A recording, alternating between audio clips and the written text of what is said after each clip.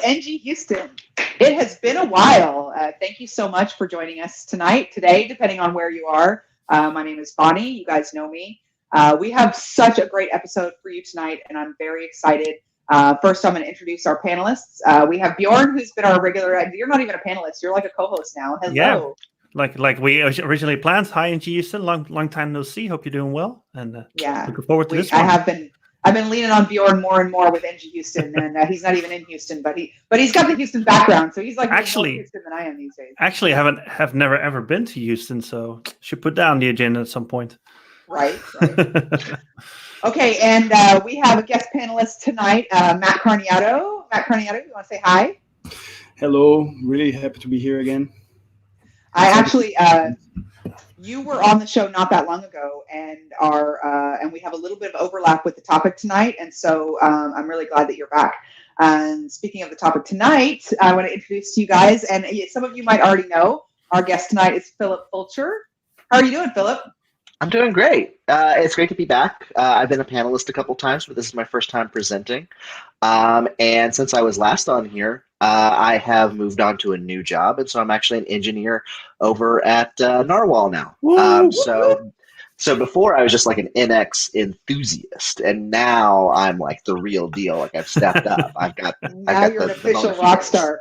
We knew you before you were famous, and I'm gonna have to get your autograph now, Philip. And I'm gonna sell it on eBay, and that's my retirement plan right there. It's gonna be great. Anytime. Yeah. I'll sign one of the little squishy narwhals that we give out at conferences as soon as I get one.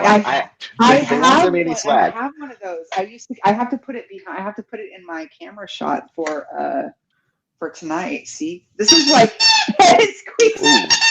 Yeah, sorry. That is. Hey, it's great. It's personality there. Okay, so I'm actually tickled about this topic because I have to give you a hard time, Philip, because we were working together and I was singing you the praises of GraphQL, and I was trying to get you to implement GraphQL in this massive repo that you were working in, and you were telling me to leave you alone because you were so busy and you didn't have time to mess with GraphQL, and now you are drinking the GraphQL Kool-Aid, and how do you feel about it? I'm really, really excited about GraphQL, and one of the reasons that I am really excited about it, and especially when we're talking about using it inside of a monorepo, which is what I'm going to be talking about today. GraphQL is a great language to share communication between your front end and your back end, and not just on like a technical basis, but also on just like a person-to-person basis. I think a lot of teams out there are in a situation where the back end and the front end teams are maybe isolated, or even if they're on technically the same team, there's that little bit of friction because the front end team will say, I need something, and the back end team will say, I don't have time to build that right now, or that doesn't really work very well with our tech stack, and you sort of talk past each other, right? Like, I need this, well, I can only do this, and what GraphQL gives you is like a really sort of codified way of having that conversation with folks, of the front end and the back end teams coming together, collaborating on GraphQL schemas, and then queries, and being able to have that sort of shared language. And then not only is it a shared language, but it's a shared contract between the two. A lot of teams will go through and have like a wiki document or even like markdown of saying like, this is how things should work, but there's no enforcement of it, right? The only thing that's keeping the contract is all the developers keeping the documentation up to date and also following the documentation. So that's what I'm really, really excited about GraphQL, and that's what I kind of found out as I went along, and Bonnie just like kept pestering me like, Philip, you need GraphQL, you need GraphQL. Because you were living this, like you were an architect in a pretty big NX monorepo before you went to Narwhal, and you were actually living this pain of front end trying to sync up with the back end, and that's why I kept bugging you. I was like, Philip, you need GraphQL. He's like, leave me alone, Bonnie, I'm busy. I'm spending too much time arguing with the backend team already. Like I don't have time for this. And But GraphQL can kind of smooth out that conversation. It's not going to make everything smooth sailing, but it at least gives everybody a common language to speak in. And I have just kind of like jumped into this, but there are awesome episodes about GraphQL on ngHouston as well as Angular Air. So if you don't know what I'm talking about, we are going to jump into some GraphQL. After this, go check out those episodes. They're really, really great. Bonnie's episode on GraphQL, specifically on Angular Air, was great. Was that a couple of years ago now? It seems like just yesterday, but it was really an overview. It wasn't. And so the one that I did on Angular Air was kind of like, what is GraphQL, right? It wasn't really so much of like the code, but it was just like, what is it for? What do we need it for? Why is it even, why is everybody talking about it? It was just really more like a high level overview. And then I think we've had actually a couple of kind of beginner GraphQL stuff here on ngHouston. And then Matt did one just recently that was very cool with GraphQL Nest. We also had Tanmai, who is the guy who founded Hasura, was on a while back. I just love GraphQL. So there's lots of GraphQL in the ngHouston archives for sure. It's just, I just love it. There's never too much GraphQL. Yeah, and it's great that you bring up Hasura, because Hasura, because the GraphQL schema is so well defined and that language is really robust, you can have things like Hasura that do, basically creating code for you, making it so that you can define that schema and it can build lots of things for you. And that's a lot of what we're going to be talking about today is, writing a GraphQL schema, building resolvers, and then auto-generating code that your front end can use to sort of consume that GraphQL API. So it's just great. To jump in there and clear it, because I don't want to sidetrack you, but just because we're talking about Hasura, there's another episode. But in a nutshell, basically, once you have the schema, which if you're not familiar with GraphQL, the schema is basically like your interface, right? String, number, Boolean, all that kind of stuff. Once you have those defined, then you basically can use Hasura to run a command line to auto-generate your CRUD services, because all these developers everywhere are writing CRUD services, all over the place. And so that is just very cool. And as soon as I heard about that, I was super excited. But anyway, I didn't want to sideline. I just wanted to do a very quick, what are we, because we're talking about Hasura, and probably a lot of people have not heard of it before. But if you haven't, go check it out. But not today. Watch the rest of Philip's episode, and then go check out the Hasura episode. This is how exciting GraphQL is there's about a dozen things that you want to talk about, even when you came on a show to talk about like one part of it. It's really, really cool. I know. There's just so much in the ecosystem, so much tooling coming up around GraphQL. That's great. And you actually are going to show us some stuff, because we're not just talking. We got to see it, right? Do you want to see some code with us? Absolutely. I'll jump in and I'll share my screen in just a second. Talk about what we're going to build today on today's episode. What we're going to build today is we're going to create an NX workspace, which is going to have an Angular application and a Nest-based GraphQL API. And our Angular application is going to consume some information from that GraphQL API. It's going to do that by actually generating our Angular code based on the GraphQL schema that's going to be in the API. So we're going to do some very quick things. We're going to combine a few different tools, create a GraphQL schema, create a resolver for that schema in Nest so that we can actually return data from it. And then we're going to code gen some Angular services and interfaces that will go ahead and just pull that all down, cache it in our Angular app, and then display it. So it's really, really cool. So that's the technical part of it. And then this is the fun part, because I never do demos that are just like to-do lists or Trellos. I have enough to-do lists in my life. I don't need anything else to do. So what I've been working on lately is I love building Lego sets with my son. And that means I have too many Lego sets around the house. So like just right here on my desk, I came with props. Not everybody comes with props, Bonnie, but I came with props. Philip. So I've got this little ship. I got this little ship. Hold it up closer to the camera. We can't see it. There we go. So we've got a little ship. That is very cool. In a bottle. If anybody follows me on Twitter, you might recognize this is a beefy boy. My little developer muscles are not strong enough to lift this up. This is a scale Voltron model from the original Lion Voltron series in the 80s.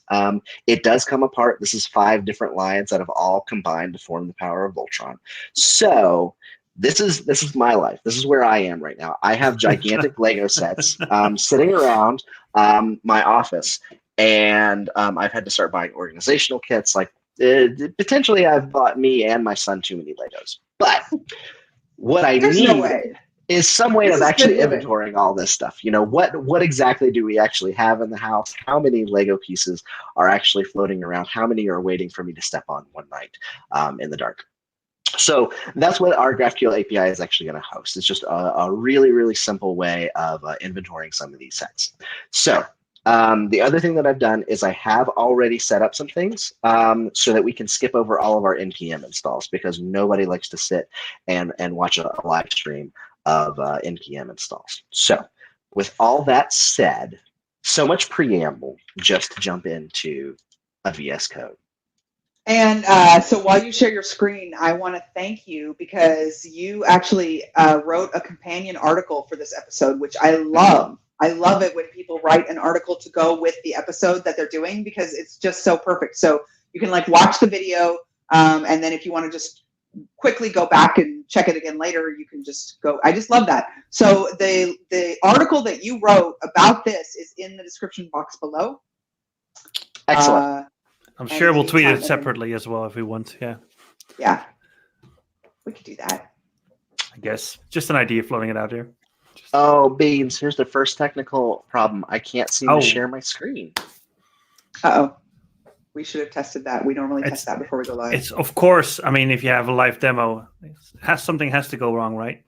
So, always at least a little bit goes wrong. Oh, boy. What does it say? Oh, it's not allowing me. It says the browser can't access your screen. It sounds like a priority issue or a permission issue. Yeah, it sure does. Y'all vamp and talk about how great. Let's see if this screen will share. No. Foxface Killa says, remember when front-end development was basically showing and hiding elements, and things have become more complicated? Which is true, because like I was reading somewhere that they somebody said, you know, because everybody's like front end, back end, and full stack, and it's like now we don't even say full stack. Like there's no such thing as full stack anymore, because there's so much. Like you can't really be a proper full stack because there's so much to learn. I think you see full stack role still within a team, like somebody that isn't afraid to touch all parts of the architecture, I guess. It's considered full stack, but if you're looking for a full stack engineer, it's very specific to the technology stack you're using anyway. So, absolutely. Oh, hang on! I think I found it. There's a permissions dialog that was hidden. Sneaky Chrome, just trying to sneak. We never doubted permissions. Yeah. All right. Give me just a minute. I will have to jump back into the stream because I've got to restart my browser. But I'll be right back. All right. Don't worry, we'll keep everybody entertained, right? Sorry, you guys, that's my fault, because we normally would do that before we go live, and we were catching up and talking, and we did not check that. So that's totally my fault. Bear with us. By the way, Bonnie, I really like the picture behind you. Is Amsterdam? This is like typical Amsterdam with the bicycle. Yeah. Yeah. And if I would ever turn off my green screen, you could see exactly that scene right behind me. So. Yeah, because you're still in Utrecht. I'm not, but yeah, fair enough. I think that is. I was wondering if that picture was taken in Amsterdam or Utrecht, but it's really it looks typical like Dutch. The canal is like this typical Dutch. That's a Dutch thing. Typical Dutch is a typical Dutch thing too. It's either Amsterdam or Leiden, I'd say. I think Amsterdam because of the size of the gracht. All right, we have Philip Fulcher back, and we have Philip Fulcher's screen. There we go. There we go. I can do computers. I figured out a thing or two here. All right. You're doing a great job. So we're going to build our GraphQL API first. So like I said, the first thing that I've done is actually gone ahead and created an NX workspace for us. And this is going to be using the Angular nest preset. And if we look at that CLI, is this the size okay on this, or do I need to bump it up a little bit? I think it needs to be a little bigger. I think you could do it a little bit of a zoom. Is that better? That's a lot better if the bottom part of your screen would update. I mean, I see it update on the top part, but not on the bottom part. So That's fun. Isn't technology great, y'all? could you maybe resize your folder window thingy? Just trying to trigger the thing that's rendering this to see the bottom part, but it's not.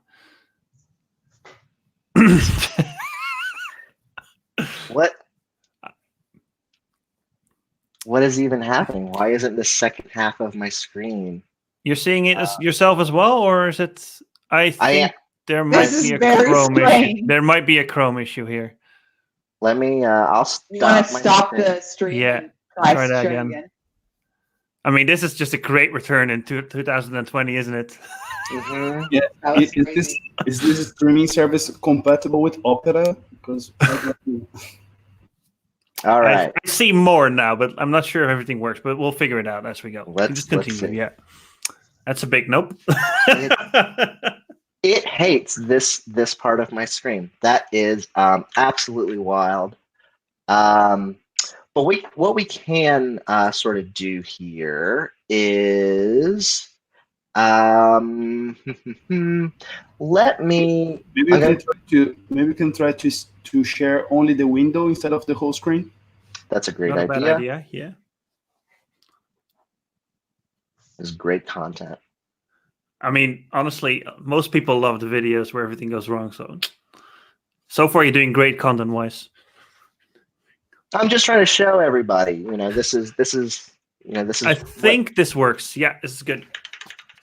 Hey, that looks so much better. Thank you for the idea. So I'll just have to switch over to my browser later on. All right, so let's trash that real quick.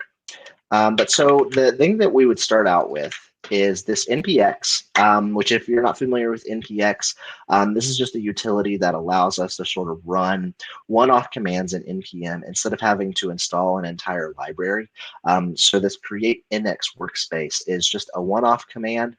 We're going to use @latest to make sure that we're getting the latest version of this code. And then we're just going to name our workspace. So if I were to actually run this, one of the first options that's going to come up is some presets for how you want your workspace to be set up. And so what I've done with this particular workspace is chosen the Angular plus Nest preset. So this is really, really great because what it's going to do is create a Nest API for us, also create our Angular application, and go ahead and wire them up to talk to each other. We have a lot of other options, and in fact, I have a companion article that talks about how to do this with React, which is a slightly different process. But we can kind of go through any of these and use them. So, but I've already got my my workspace kind of set up here, so I'm good to go. When we look in the apps, we have the API app, which is our Nest API. That's all set up for us. And then we have NX Apollo, which is going to be our Angular application. And so none of this is too exciting yet. This is just really what the schematics and the NX toolkit is really giving us out of the box when we create that Angular Nest workspace. The next thing that we want to do is actually set up Nest to be ready for GraphQL. By default, this isn't something that happens out of the box with Nest, but they do provide a really, really great library at nest.js/GraphQL. And I have already run this command, but we can kind of look at this of npm install nest.js GraphQL, Apollo Server Express, GraphQL tools, and GraphQL. So the Nest.js GraphQL module is really just a wrapper around some other tools. And so that's why we have that Apollo Server Express. What Nest.js is giving us is a really nice API over top of that, that Apollo Server Express that's going to let us do things a little bit quicker, a little bit faster. So okay, hold on. Before you go, because I just want to summarize that to make sure we didn't miss anything. So the Apollo is the GraphQL client for Angular. And then the Nest is basically just handling your backend stuff for you.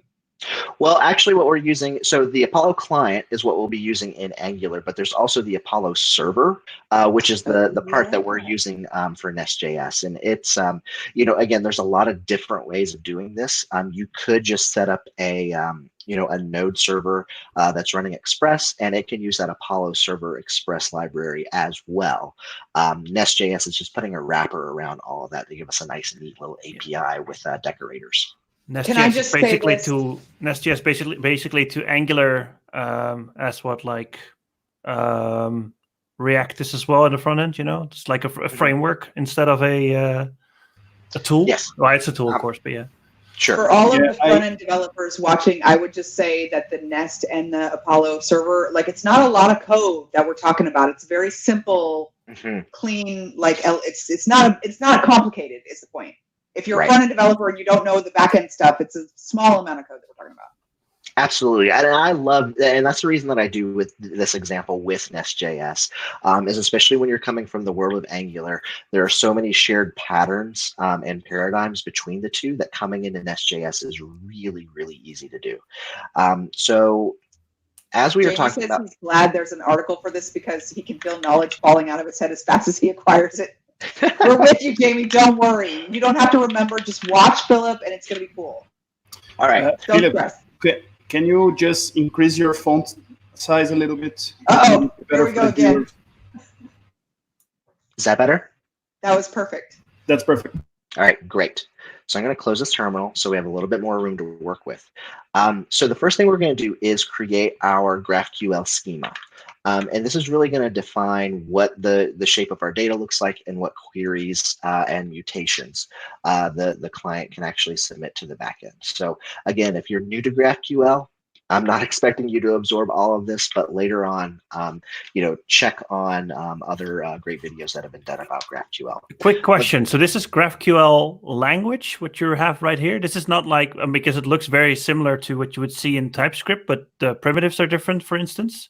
So this is a different language. Though. It's like the string is, they're all capitalized, and then it's instead of a number, but basically it's TypeScript types. It's the same. I don't want, because when I was first wanting to learn GraphQL, I was like, I don't have time. But that's the thing is it's so similar that it's not really much like learning. The only thing is it's going to make things confusing though. Yeah, just bare, but it's so close to what they already are doing. The only thing I want to point out here is number 2, the exclamation point means that field is required. That's what I figured, but you would normally put it behind the variable. So that's why I was just asking, we're talking, this is GraphQL specific language? Yes. Or are there separate flavors you can choose from? That's what I'm wondering.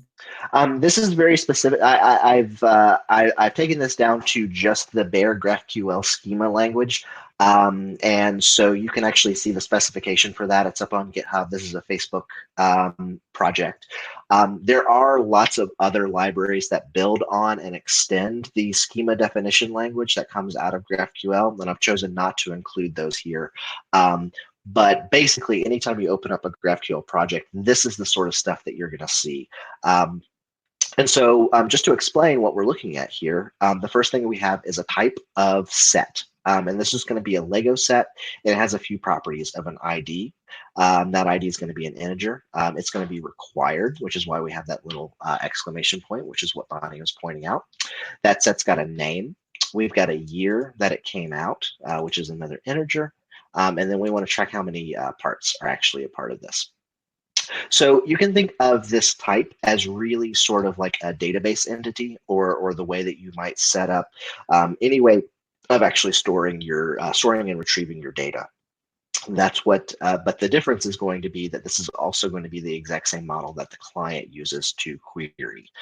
Speaking of queries, the next thing that we have is this type query. And what this is going to do is allow us to set up, there are going to be certain queries that the client is allowed to actually request. And the one that we're looking at right now is just called all sets. And it's going to return all of the different Lego sets that we actually have stored on the back end right now. And the way we notate that is set inside of brackets to say that this is going to return an array of sets. This is another place where, it looks so similar to TypeScript, but it's not quite. Normally our square brackets would be after set, but this is a place where we actually surround it. So it takes a little bit of a paradigm shift, but it's worth it. I trust me. The last thing that we'll see here is a type, which is a mutation. And so a mutation is any time that we want to add, change, or delete data from the backend. And so we have a single mutation here, which is add set. And this is going to accept some parameters, which we also have typed. So a name, a year, and then the num parts. So the client's going to be able to submit a mutation called add set, submit these parameters along with it, and what it will return is a single set. So it'll return the actual set that's been created. You'll notice that the one thing that we didn't submit is the ID, and that's because the ID is something that should be auto-generated, and that's part of the reason that we're returning the set that we have created, because the client is probably going to need that ID eventually. All right, so we have this GraphQL schema, and this is great. We just need to plug it into our app module. And so if we go to our app module for Nest.js, this looks just like a module that you would see in Angular with declaration, imports, and providers. And we're going to do the exact same sort of thing that we would do in Angular whenever we needed something new, which is, hey, we need to import something. So we've got this GraphQL module that was already imported for us. That's actually pulling in something that was created for us using the schematic that actually spins this up for us. Oh, you know what? The reason that it looks like I was going to stop you, but I think you figured it out just in time. Yeah, I'm in my Angular app. Yes. So you can move that over. Yeah. We're going to take this right up to our API. There we go. Hey, this one looks a little bit different than an Angular module because it's a Nest app module. Yeah, there's no components in Nest. There's controllers. Here we go. So what we're going to do is just import our GraphQL module from Nest.js GraphQL, and it's going to take a for root function, and then the only argument that we're going to give it is this type paths. And this is just a glob that's going to grab all of our GraphQL files that are in here. We do that because eventually your GraphQL schema can get very large, and we kind of want to be able to break it up into pieces and parts. So I've created a single file and added sort of a single line to my app module. But this is actually already enough to have a GraphQL API ready to run in my NX workspace. So if I do npm start API, so API is just the name of our Nest.js project. It's going to do a little bit of compilation, and then it's going to tell us that it's listening at localhost port 3333 /API. So I need to switch my screen so that I can show you what's actually over there.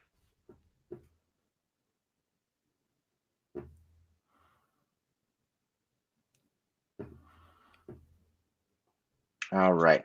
So now you should be seeing There we go. my thing here. And so what the Nest.js GraphQL module actually sets up for us is something called the GraphQL playground. So I can go to my GraphQL API and just end this with /GraphQL.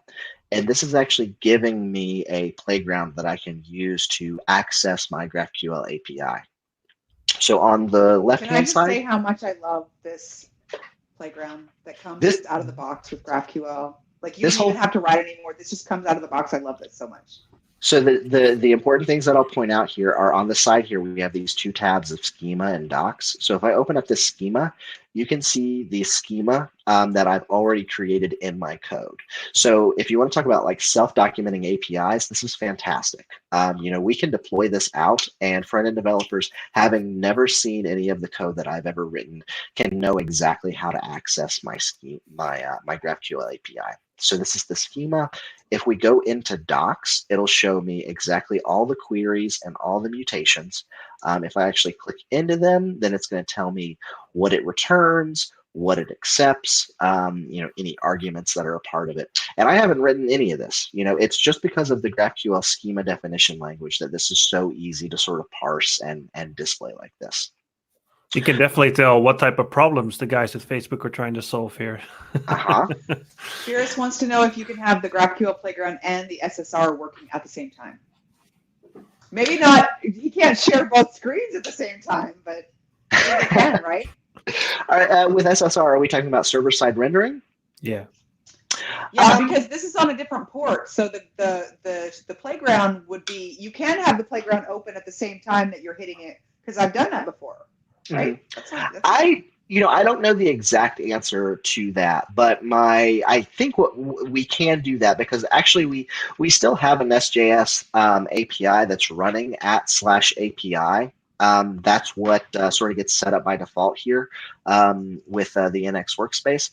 This GraphQL, that we're adding to the end of the URL here is actually being served separately from that. So we're already sort of serving separate things. So I think you should be able to also run your server-side rendering at the exact same time. I'm going to say you can. I think Bonnie's taking unless I'm proven wrong, I'm saying go for it.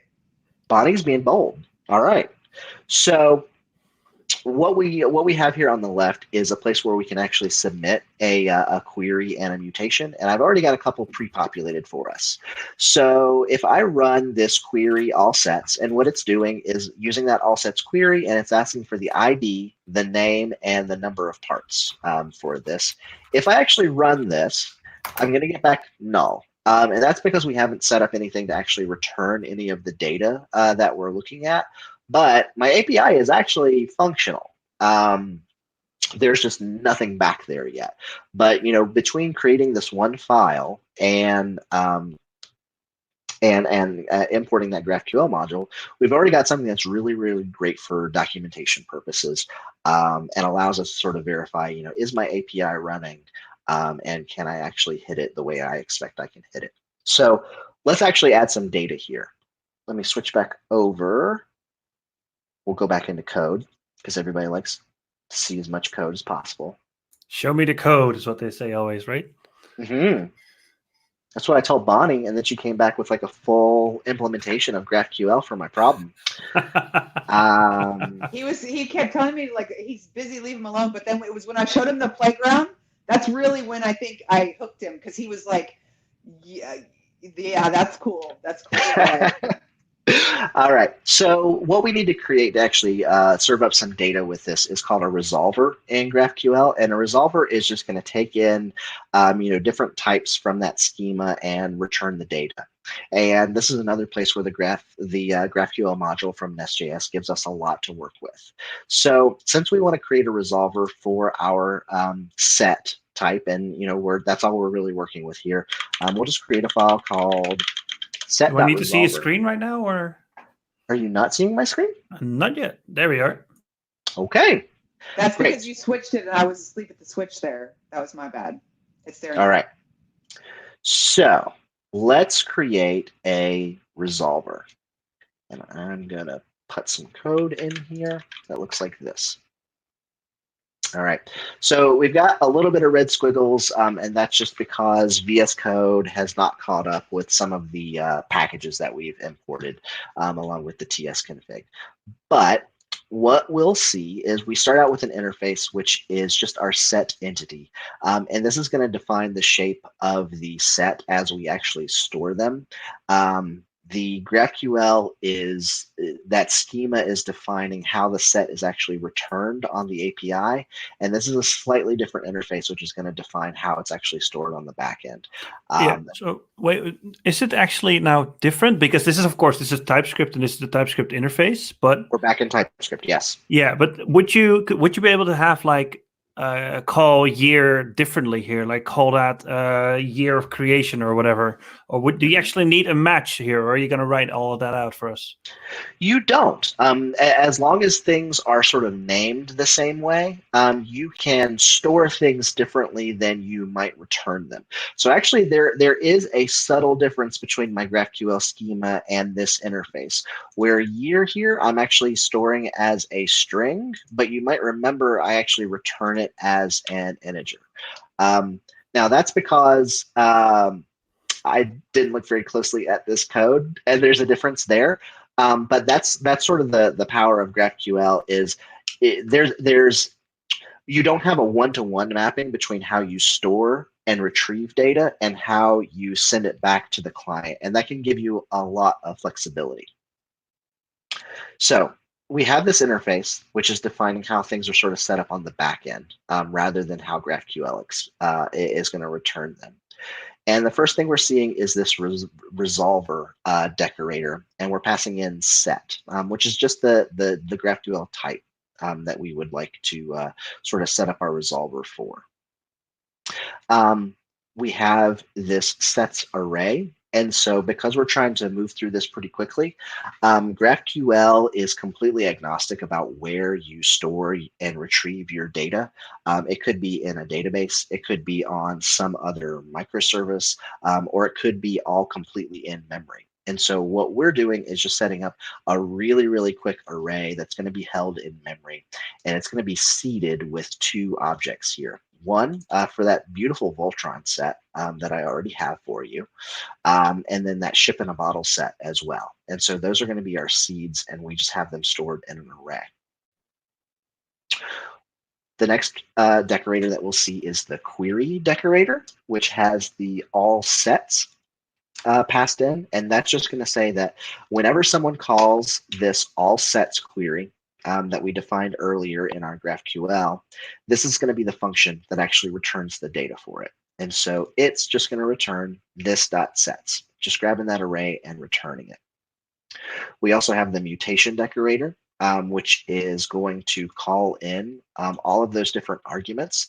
These are some more decorators from the Nest.js GraphQL module, which is just giving us a little bit of help to be able to know what properties are actually going to come in from this mutation. So when those come in, we'll create our new set, we'll assign it an auto-generated ID, and then we push it to the existing sets array. And like I was saying before, we return that set that we created so that the client could get access to this ID. So that's our resolver. This is actually going to return data for us. And again, talking about how closely Nest.js sort of mirrors some of our patterns in Angular. We just import that set resolver, and then we make it one of our providers. Great. So now I'm going to switch back. We are still listening here on our Nest API. So if I switch back to Firefox, we should actually see some data.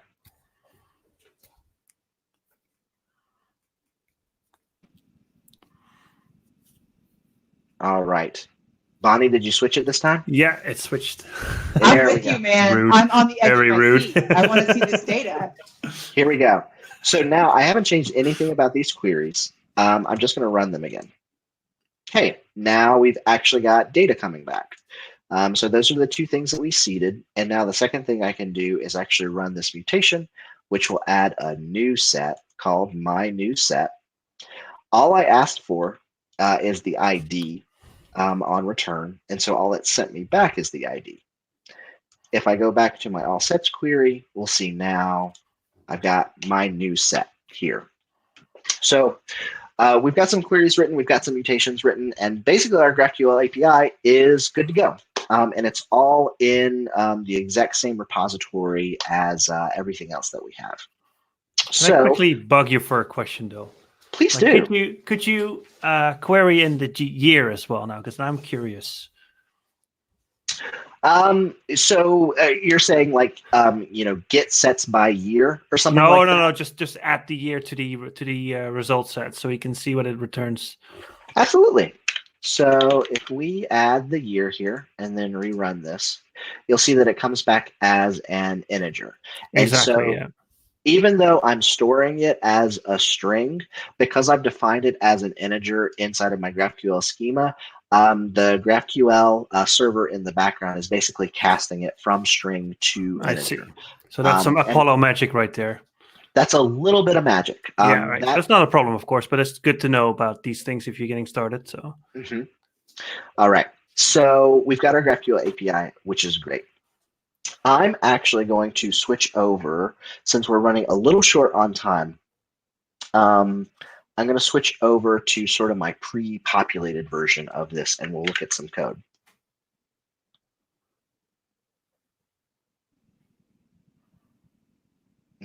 This is a very cool demo, by the way, Philip. Absolutely. I really like the Lego angle too. Philip and I did a talk in Denver last year in the summer, Intro to Basil, and Philip was helping. Actually, Philip did all the work, really. I was like, hey, Philip, you want to go on stage with me? I did the same thing with Matt Carniato at NG Vikings last year. Took him on stage and then made him do all the work. But he actually did this. What was it? It was like a Mario Kart thing that you insert. Because I'm not that creative. What was it? It was amiibos. It's like I was looking for an API, and so these little like figurines that you can use with Nintendo consoles. It was the first thing, because I had worked with you at a client, and so you were all very serious and professional, and that was really the first moment that I saw how whimsical you were, and it was really delightful for me. Yeah, I'm a super nerd. Yeah, I like Legos. I like Nintendo. I have a whole like display case of like action figures to my right. So that's how I roll. I love it. So the next thing that I wanted to sort of get to, and I'm switching over to a place where I've actually sort of already built this out. And this example repo that I'm showing you right here is actually linked to in that article that I wrote. And so you can clone this, run npm install, and then you should be able to serve up both the API and the Angular application. But I'm going to try to move a little faster through this back half so that we can sort of get through everything that I wanted to cover. What we've done is created two different libraries for ourselves, data access and feature sets. And data access is going to manage everything that we need for our actual GraphQL access from the front end. And what we're going to use to actually generate that is a tool called GraphQL CodeGen. So what GraphQL CodeGen will do is actually read in your schema and read in any operations that you'd like to perform on the front end and create all the code to do that for you. And I'm not just talking about creating some interfaces for you. It's actually going to create services that will take care of calling your backend, pulling it down, caching it, and then sending it to any component that subscribes to those changes. So inside of our data access library, we have created a folder called GraphQL, and inside of it we have operations GraphQL. And what we have in there is, you'll notice that these are very, very similar to what we were just putting into the playground. I copy and pasted those out. So that's one of the really cool parts of the playground, is you can kind of prototype what you want your query to actually look like and get live results from the back end, and then just copy and paste that right into your code and you're ready to go. So we have the set list, which is getting all of our sets, and we have a mutation, which is adding the sets. I've changed this one slightly so that it's actually parameterizing these, which is going to allow me from the Angular side to actually pass in the name, year, and num parts. Over in the playground, I actually had these hard-coded. But we're able to sort of test to make sure that that worked first. So here's an intermediate question, if you don't mind. Mm-hmm. Right now you have this mutation add set, which is taking, I don't know, 4 different variables, I'd say, or 3, I don't know. Mm-hmm. So would you be able to write an intermediate type and pass an object or something like that? Do you have any experience with any of that? A fragment. A fragment, Yeah, perhaps, Jim? I think you're talking about a fragment, and that's what I think we could do something like if we did. I bet I get the syntax on this wrong, but if we had something like fragment Lego set, and then we copied in like these things. No one copy this code. I'm writing it. No, I actually think it's perfect. Right off the top of my dome. I think you're doing a good job. But I could. Oh, like that, yeah. Mm-hmm. This is again where it's like, ooh, that's like almost TypeScript, yeah, right? Like that's a spread. But in GraphQL, it's kind of a fragment. So I'm gonna clear all that out. Chat. I love how GraphQL. It's just like it looks like a JSON object.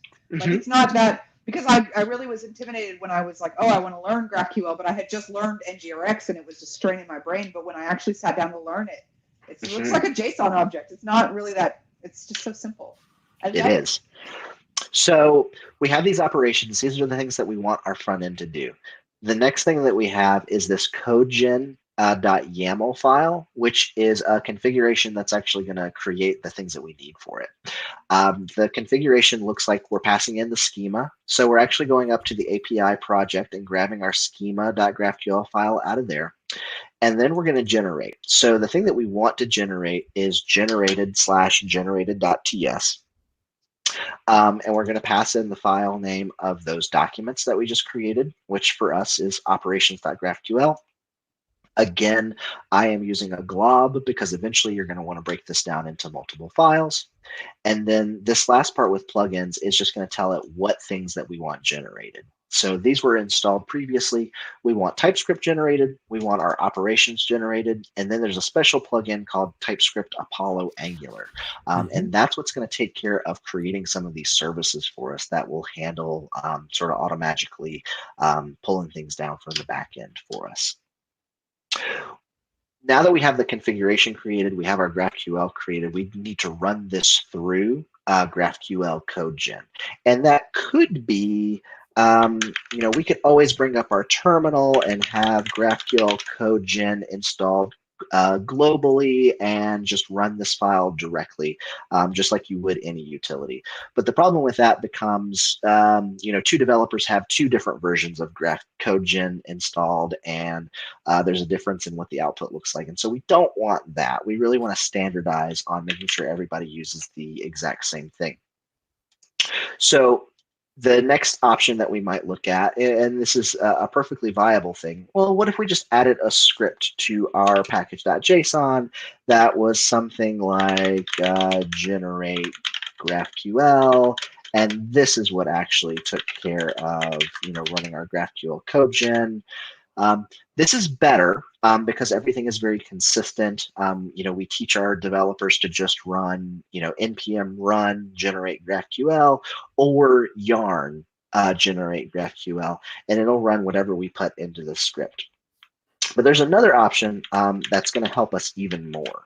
And that is actually adding it to our angular.json commands using the narwhal run commands.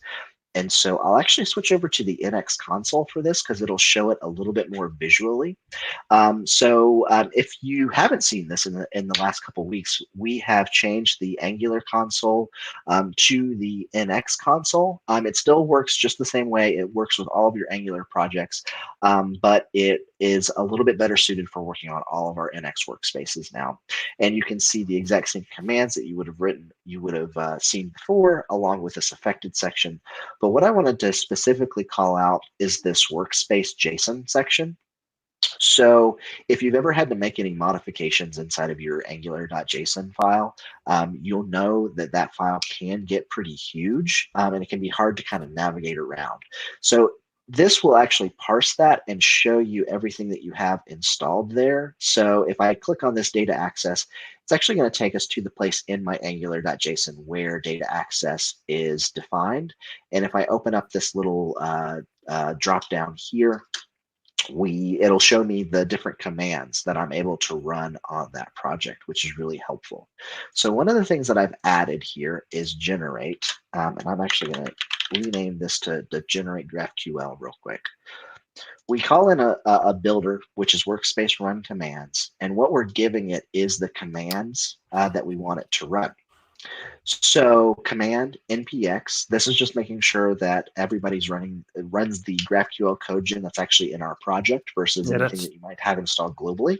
npx refers to the one that's in the package JSON then, right? And then refers to the one of the actual node modules, yeah. Yep. So that's one of the ways that we can ensure everybody's running the exact same version of GraphQL CodeGen, because that'll be defined in our package.json. And so we're running npx GraphQL CodeGen config, and it's just pointing to that little codegen.yaml file that we created inside of data access. So now, if I go over here and refresh this, actually, if I save first and then refresh, we'll see that we've got this little generate GraphQL command, and I can actually run this from here now.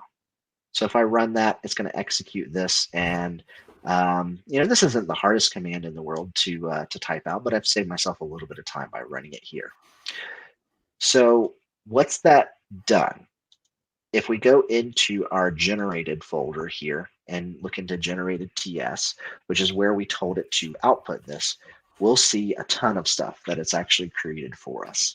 Some of it, especially if you're not familiar with some more sort of advanced TypeScript types, can be a little intimidating. But that's what this first part is doing. It's giving us types that kind of define what do mutations look like as they come back from GraphQL? What mutations do we have available to us?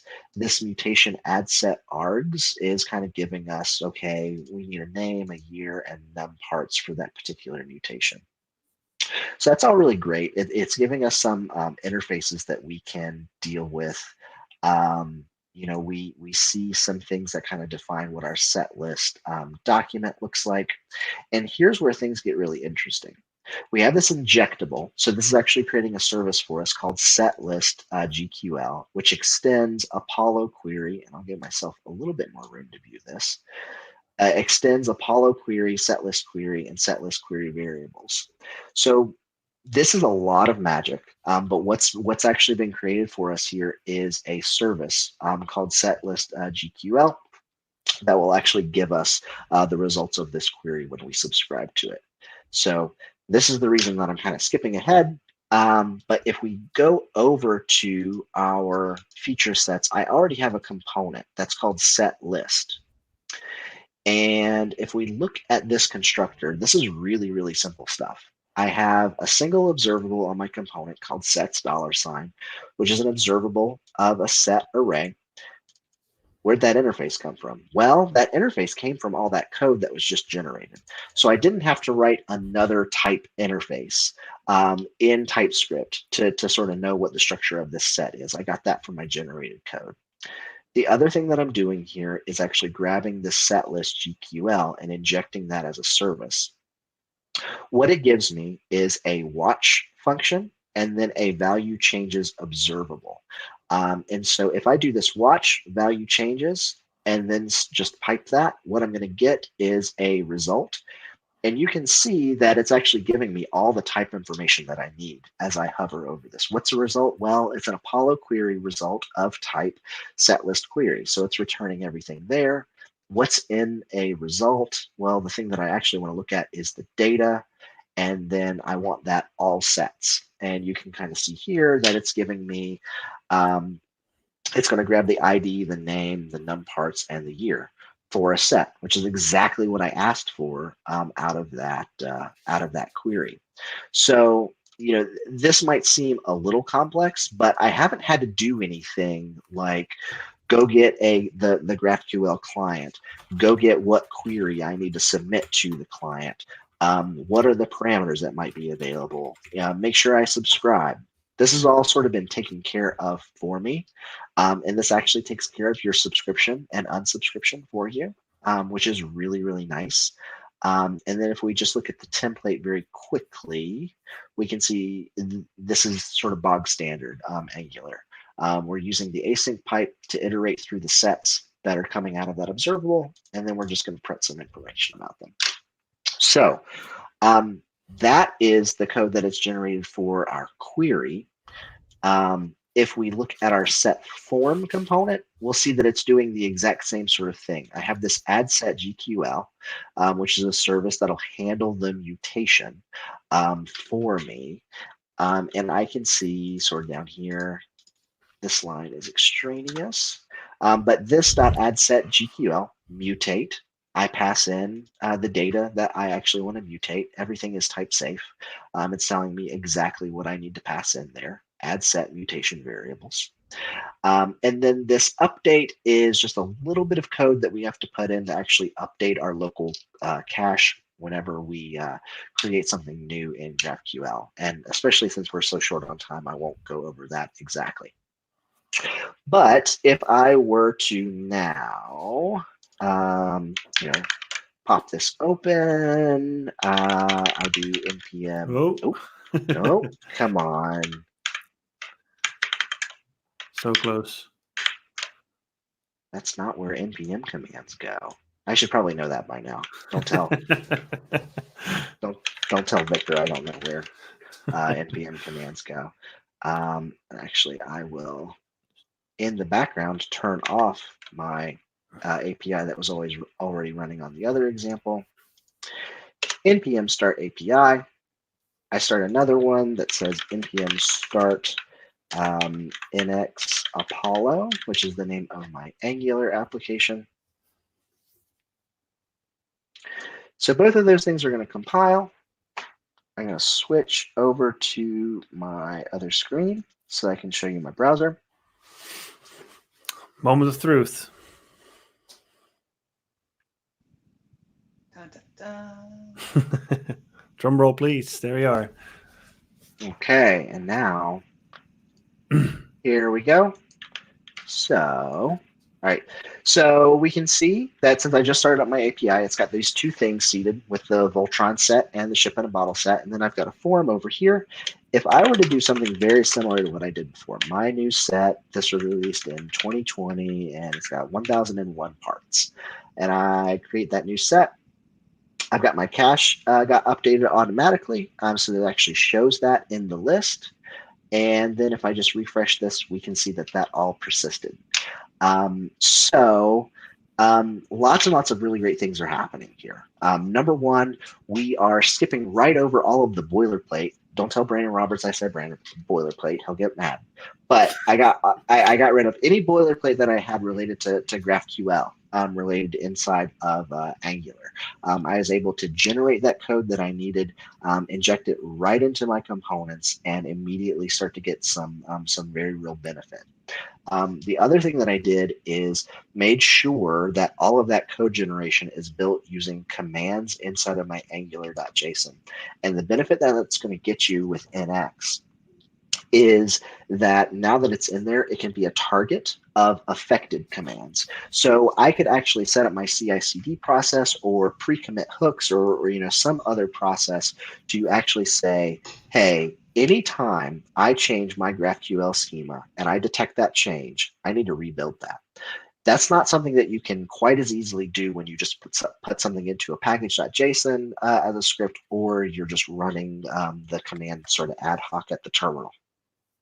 So that's the reason that we want to get that into that run command, just making things a little bit more easy and consistent there. So we ran out of time due to some technical issues, but like Bonnie was saying, you can find step-by-step instructions for everything that I talked about today in that article. There is an example repo of that you can clone and take a look at the code if you'd like to. And there's a second article on how to do this exact same sort of thing with React. And so that's the really, really cool part of this, is everything that I've shown you is fairly agnostic. There are lots of different frameworks on both the back end and the front end where you can accomplish this same thing, and you can accomplish it inside of an NX workspace. If you just want to run an Express server with your Apollo code, no problem.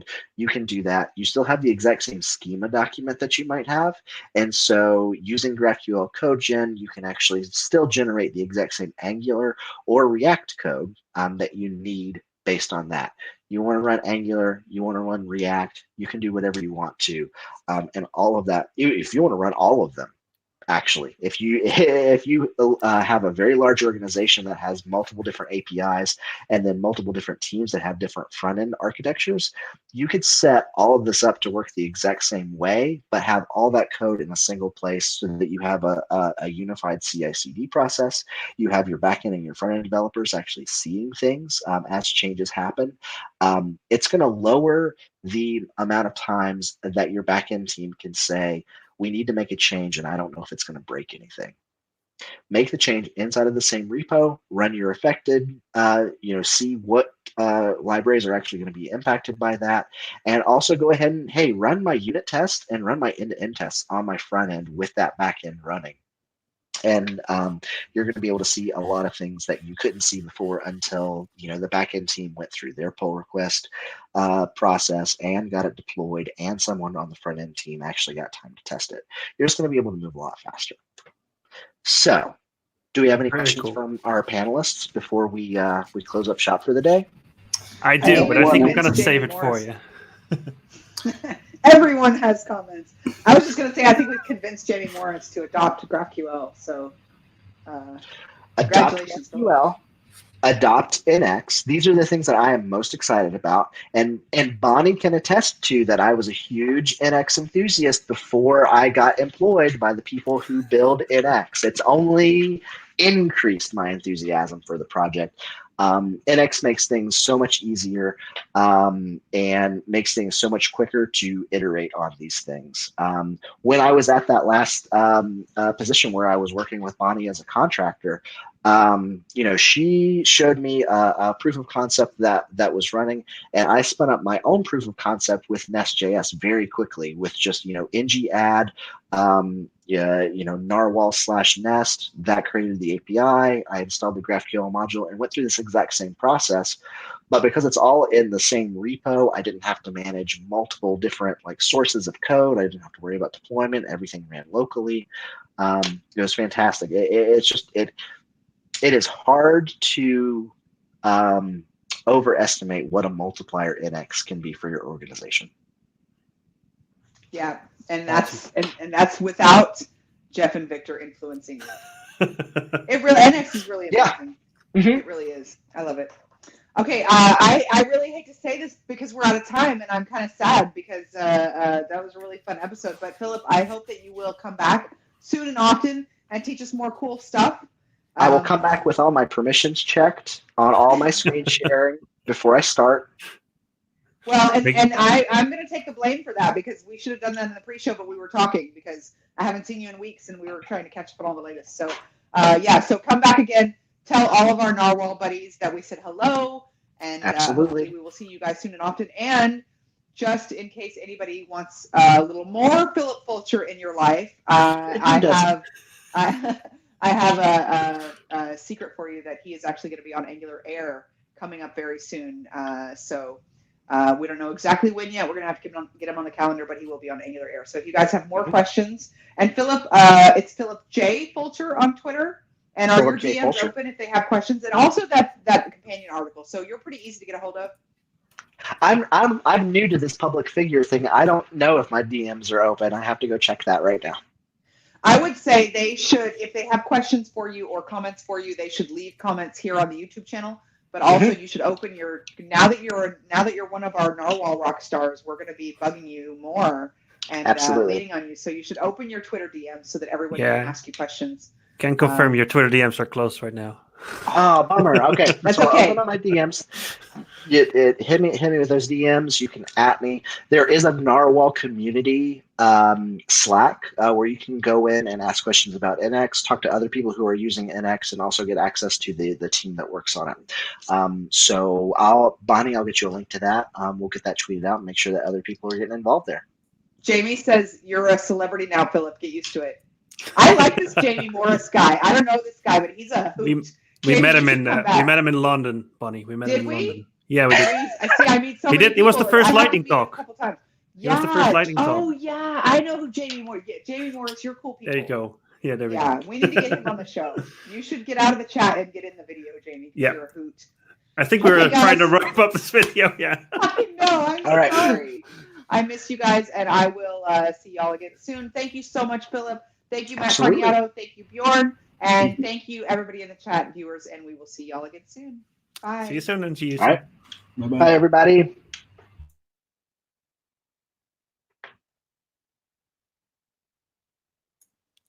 What did Bonnie do? I think Bonnie left We're the still stream without live. closing it down. Yep. So She forgot Back. to turn off the live. now I think it's Because time. I'm supposed to end the broadcast. Oh, we It was already just a got our. prank. It was just a prank. This is gonna go into the ngHouston blooper compilation right there. This Beautiful. is fantastic.